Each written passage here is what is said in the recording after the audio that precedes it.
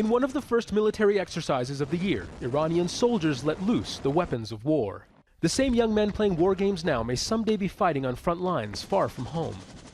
And experts worry Israel might be the enemy.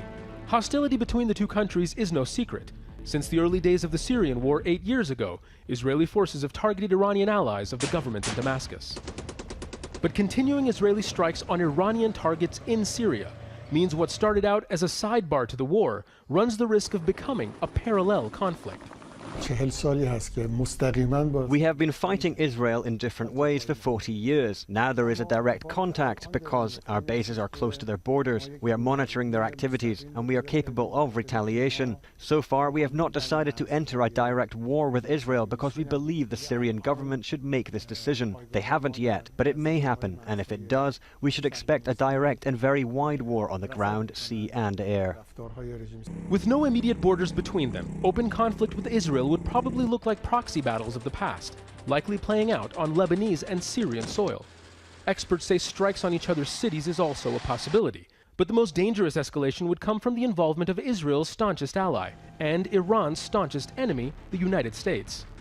If that were to happen, many experts warn the conflict could become global.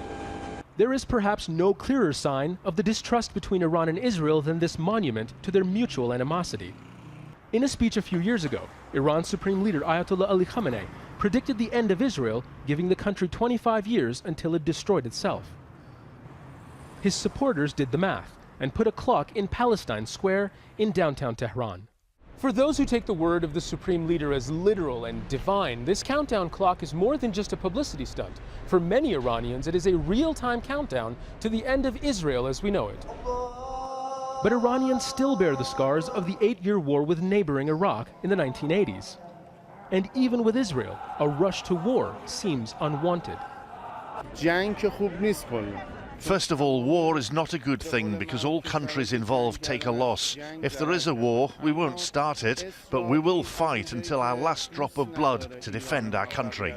Iran won't go for war. Iran is just defending itself. We don't say war will never happen every moment we expect it, but we will defend ourselves and we will surely win. Better to avoid war as much as possible. It's better if things can be solved by talks, but talks without any deception. While low-level skirmishes with Israel inside Syria may worsen, in Iran, there still seems to be as much talk of peace as there is for war. Despite open hostility towards Israel for now, most people don't appear to want another large-scale conflict. Zain Basravi, Al Jazeera, Tehran.